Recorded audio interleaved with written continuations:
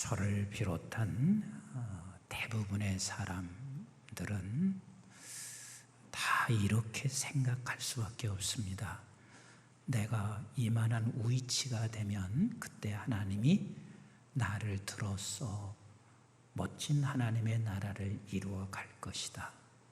기업하시는 분들도 그런 생각하시죠. 내 기업이 이만큼 됐을 때 하나님은 나의 기업을 통해서 주의 나라를 이루어 갈 것이다. 또 공부하는 사람들은 내가 이 공부를 마치고 어떤 위치에 서게 됐을 때 하나님은 그때 나를 들어 쓰실 것이다. 어떤 누구도 다 그런 생각해요. 또 교회도 마찬가지요. 교회가 수가 많아지고 그리고 큰 교회가 됐을 때 하나님이 그 교회를 들었을 것이다. 이렇게 다 생각을 합니다. 그런데 하나님의 생각과 내 생각은 전혀 다릅니다. 하나님의 생각과 내 생각은 거리가 너무 멉니다.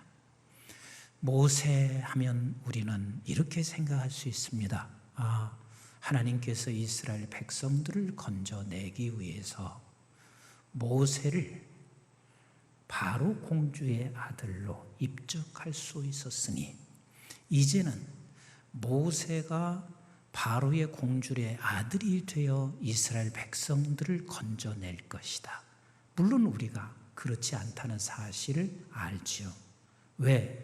모세 이후의 삶을 우리는 알기 때문에 그렇지만 실제 모세 이후의 삶을 모른다면 너나 할 것 없이 다 이런 생각을 하게 돼요. 모세가 이제 바로의 공주의 아들이 됐으니까 그 아들이 돼서 그때 그에게 힘을 갖게 하여 하나님의 백성들, 이스라엘 백성들을 해방시킬 것이라 생각할 수 있을 것입니다.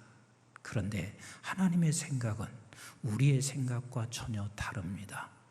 오늘 본문에 보면 모세 인생이 꼬이기 시작했습니다. 꼬여도 이렇게 꼬일 수가 없습니다. 아니, 공주의 아들인데 막강한 힘인데 그 당시에 사람 하나 둘 죽이는 거 아무 문제가 되지 않습니다. 아니, 세상에 내 백성 히브리 사람을 죽이는 것을 보고 그들에게 힘들게 하는 모습을 보고 애굽 사람 하나를 죽인 거요. 그리고 같은 동족끼리 싸우는 모습을 보고 거기서 간섭한 거요. 사실 공주의 아들로는 그게 대단한 일이 아니란 말이에요. 그 대단한 일이 아닌데 인생이 꼬이기 시작했습니다. 그래서 모세는 결국은 더 이상 바로의 집에 살 수 없는 상황이 됐습니다. 그래서 결국은 모세가 미디안으로 쫓겨갔고 그리고 제사장 집에 거하기 시작했습니다. 이제는 더 이상 모세는 이스라엘을 해방시킬 수 있는 자가 아닙니다. 우리 모두가 다 그렇게 생각할 거예요. 모세를 알기 때문에 우리는 그걸 생각하지 않을 수 있지만 모세의 그 앞으로 쓰여진 사실을 모른다면 우리는 다 한결같이 이렇게 모세가 이제 그 바로의 품에서 떠나 미디안에 가서 정착하고 있다면 우리는 다 이렇게 생각합니다. 모세는 끝났다. 우리 한번 같이 해볼래요? 모세는 끝났다. 너나 할 것이 다 그렇게 생각할 것입니다. 저는 사실 이 간단한 사실 하나를 깨닫고 난 후에 우리에게는 절망이 없습니다. 믿음의 백성들은 결단코 우리가 이 세상을 살아가면서 내가 끝났다고 말할 수가 없다는 사실, 그래서 나는 긍정적 사고를 갖는 것이 아니라 하나님의 믿는 백성들에게 있어서는 하나님의 생각은 내 생각과 다르기 때문에 아버지의 생각이 반드시 나의 현실 속의 상황에 있다는 사실을 내가 알기에 긍정적인 생각을 안 할 수가 없어요. 우리가 너무 잘 알고 있는 성경 말씀 이사야서 55장 8절 9절 같이 한번 읽어볼까요? 시작. 이는 내 생각이 너희 생각과 뭐하며 다르며. 계속 읽어요. 시작. 내 길은 너희의 길과 다름이니라. 전혀 달라요. 시작. 여호와의 말씀이니라. 이는 하늘이 땅보다 높음같이 내 길은 너희의 길보다 높으며 내 생각은 너희의 생각보다 높음이니라. 하나님이 분명히 말씀하세요. 네 생각과 내 생각은 달라. 그런데 내 생각과 네 생각이 얼마나 차이가 있는 줄 아냐? 그저 표현을 한다면 하늘과 땅만큼이나 달라. 이것은 말할 수 없이, 상상할 수 없이 아버지의 생각과 내 생각이 다르다는 것을 말씀하시고 계세요. 그러면서 하나님은 계속해서 10절에 뭐라고 하시는 줄 아세요? 내 생각은 세상이 뒤집어진다 할지라도 바뀌어지지 않아. 계속 한번 읽어볼까요? 시작. 이는 비와 눈이 하늘로부터 내려서 그리로 되돌아가지 아니하고 땅을 적셔서 소출이 나게 하며 싹이 나게 하여 파종하는 자에게는 종자를 주며 먹는 자에게는 양식을 줌과 같이 내 입에서 나가는 말도 이와 같이 헛되이 내게로 되돌아오지 아니하고 나의 기뻐하는 뜻을 이루며 내가 보낸 일에 형통함이니라. 하나님이 말씀하시고 있습니다. 세상의 이치를 봐라. 마찬가지로 내가 생각하고 내가 내 입에서 나간 말은 절대로 변개치 않는다. 반드시 하나님의 생각을 이루어 가시는 우리 하나님이시라는 사실을 우리는 잊지 마셔야 돼요. 사실 우리 하나님의 생각을 안다는 게 그렇게 쉽지 않습니다. 왜? 너무 높고 아버지의 생각은 하늘과 같은데 내 생각은 너무 낮고 땅의 생각으로 가득 메워져 있기 때문에 그렇습니다. 저희 아버님은 조금 일찍 돌아가셨습니다. 63세에 아버님이 돌아가셨는데 아버님은 저보다 공부를 하지 않으셨습니다. 중학교를 졸업하는 게 그게 다입니다. 근데 아버님이 항상 저에게 이런저런 것들을 주문하실 때면 내 생각이 다 맞지 않았습니다.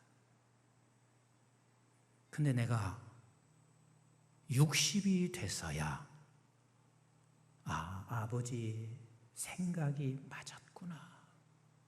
자식을 키워보면서야 아버지 생각이 맞았구나.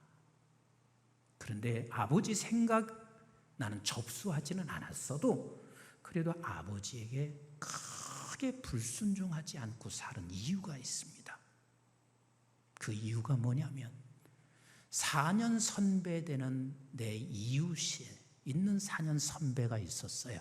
근데 그 4년 선배가 당신의 아버지 어머니가 당신도 안 맞을 거예요. 근데 그렇게 아버지 엄마의 말에 절대 순종하고 가더라고.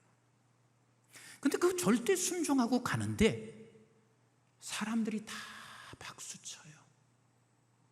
모두가 다 칭찬하는 거예요. 그리고 그 길이 그 얼굴의 모습에 행복이 있어요. 그래서 나는 사실 아버지 생각과 내 생각이 달라요. 그리고 이해가 안 돼요. 그럼에도 불구하고 그 4년 선배 때문에 나도 가능하면 그 길을 따라가려고 애쓴 거예요. 그렇습니다. 하나님의 생각이 우리가 다 몰라요. 모르지만 여러분들이 공동체 안에서 하나님의 생각을 따라가고 있는 그분들을 보실 수 있어야 돼요. 그리고 그분들을 닮아갈 수 있어야 돼요. 그리고 그분들 내 생각과 달라도 그런 사람들과 가까이 지내면 지낼수록 여러분들에게는 그게 복이고 기쁨이고 생명의 열매를 맺게 되는 귀한 은혜가 있는 거요. 아멘이신가요? 여러분들에게 제가 이 세 가지, 오늘 이 본문 속에서 깨달은 이 세 가지를 여러분들이 평생 잊지 않았으면 좋겠어요. 그 하나가 뭐냐면 우리 한번 따라서 합시다. 하나님의 생각은 옳다. 하나님의 생각은 언제나 옳다. 이거 잊지 마세요. 하나님의 생각은 옳다. 하나님의 생각은 언제나 옳다. 다시 할게요. 하나님의 생각은 옳다. 옳은 줄 믿으시면 아멘. 네. 2부보다 3부가 조금 아멘이 커요. 여러분, 지난주에 제가 말씀드렸잖아요. 우리 2부를 주셨는데 목사님 마음 사는 거 간단해요. 아멘만 좀 잘해주시면 마음 사는 거예요. 그 뭐가 그렇게 어렵습니까? 하나님의 생각은 옳다. 언제나 옳다. 하나님의 생각은 정말 언제나 옳습니다. 그런데 내 생각이 옳다고 생각하는 순간부터 거기에는 마귀가 끼기 시작해요. 그래서 매 순간마다 우리가 싸워야 할 게 뭐냐면요, 근신하고 깨어서 내 생각이 옳다는 것들을 물리치고 아버지의 생각 속으로 우리가 들어가는 게, 그게 지혜로운 거죠. 그래서 성경의 베드로전서 5장 8절로 이렇게 말씀하시고 계세요. 시작.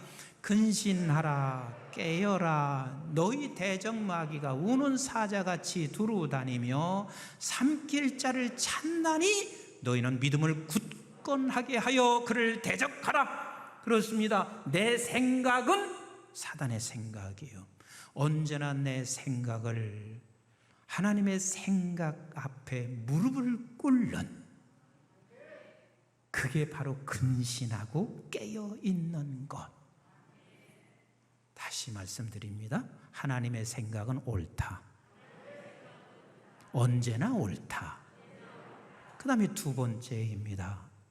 하나님의 생각은 바뀌지 않는다. 따라서 합시다. 하나님의 생각은 바뀌지 않는다. 우리가 아무리 몸부림친다 할지라도 하나님의 생각은 절대로 바뀌지 않습니다. 언젠가는 아버지의 생각대로 이끌어 가시는 우리 하나님이세요. 절대로 안 바뀌어져요. 우리가 잘 알고 있는 요한복음 14장 6절 말씀 같이 한번 읽어볼까요? 시작. 예수께서 이르시되 내가 곧 길이요 진리요 생명이니 나로 말미암지 않고는 아버지께로 올 수가 없느니라. 그렇습니다. 예수 그리스도께서는 언제나 아버지의 생각만이 길이라고 믿었습니다. 아버지의 생각만이 진리라고 믿었습니다. 아버지의 생각만이 생명이라고 믿었습니다. 그렇습니다. 아버지의 생각이 곧 진리요, 이것만이 아버지께로 갈 수 있는 길이고, 이게 생명입니다. 세 번째입니다. 아버지의 생각은 사랑입니다. 따라서 합시다. 아버지의 생각은 사랑이다. 아버지의 생각은 사랑입니다. 제가 한 가지 깨달은 사실이 있습니다. 아버지의 생각이 사랑이라는 말은 하나님 아버지는 곧 사랑이라는 말이에요. 그래서 여러분들이요, 서로 관계를 하고 공동체를 갖고 너와 나 사이에 사랑이 있으면 거기는 반드시 하나님이 계십니다. 왜? 하나님은 사랑이시니까 너와 나 사이에 사랑이 있으면 거기는 반드시 하나님이 계세요. 그런데 너와 나 사이에 사랑이 없으면 그건 사단이 주인 된 거예요. 사단에 낀 거예요. 우리는 이렇게 할 수 있어요. 저분을 야단칠 수 있어요. 근데 야단을 쳐도 그 안에 사랑이 있으면 하나님이 계신 것이고, 사랑이 없으면 거기에는 사단이 머물러 있는 거예요. 우리 한번 요한 1서 4장 같이 한번 읽어보실래요? 7절 8절 시작. 사랑하는 자들아 우리가 서로 사랑하자. 사랑은 하나님께 속한 것이니 사랑하는 자마다 하나님으로부터 나서 하나님을 알고 사랑하지 아니하는 자는 하나님을 알지 못하느니 이는 하나님은 무엇임이라? 사랑이심이라. 사랑이심이라. 하나님의 생각 자체가 사랑이십니다. 그리고 사랑이 너 사이에 나와 사이에 있으면 거기에는 하나님이 계신 것이고, 사랑이 없으면 사단이 그 안에 주인 되는 것이다. 우리는 장애 우들을 긍휼히 여기고 불쌍히 보지요. 근데 사실 육체적인 장애는 불편할 뿐이에요. 근데 실제 장애가 뭔 줄 아세요? 사랑이 없는 거예요. 왜? 사랑이 없는 건 누가 없으니까? 하나님이 없으니까. 그리고 누가 존재하니까? 사단이 존재하니까. 이거보다 더 큰 장애는 없어요. 나도 장애지만 다른 사람을 장애로 만드는 일이고 모든 공동체를 장애로 만들어가는 것이기 때문에 하나님의 생각은 사랑이고 사랑이 있는 곳에 하나님이 날마다 그 안에 존재하시고 계세요.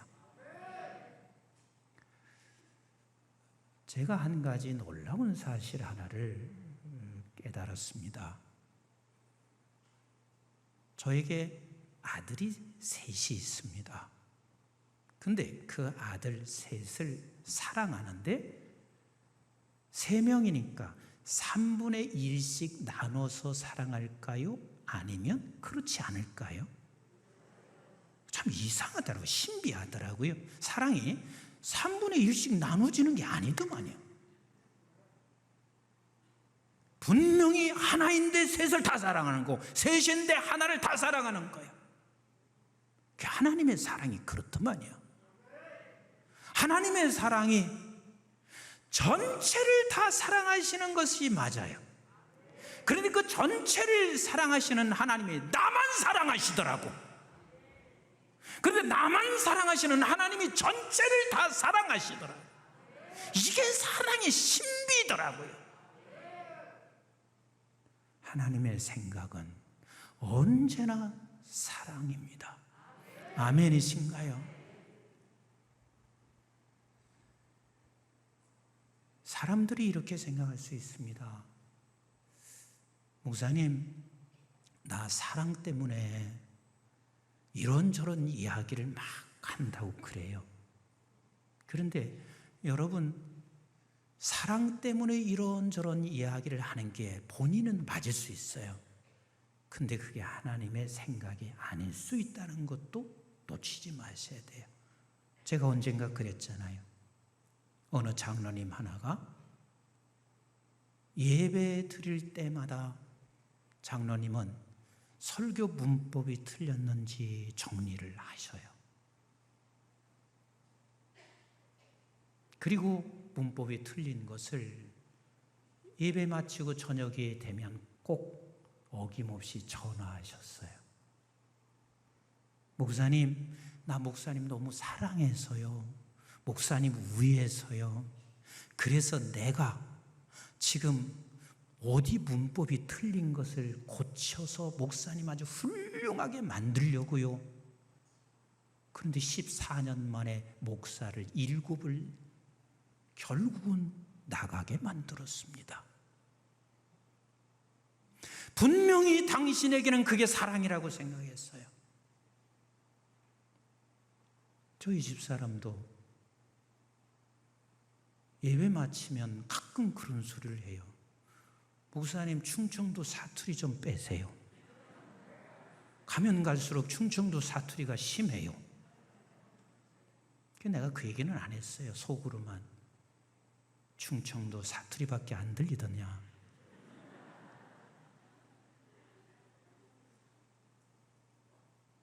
그러면 여러분들에게 묻겠습니다.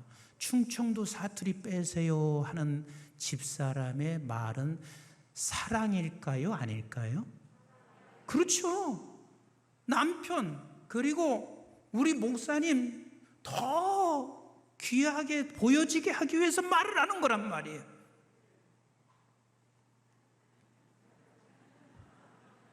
그런데요, 우리는 반드시 기억하셔야 됩니다. 그게 사랑일 수 있고 아닐 수가 있습니다. 사랑일 수 있고 아닐 수가 있습니다.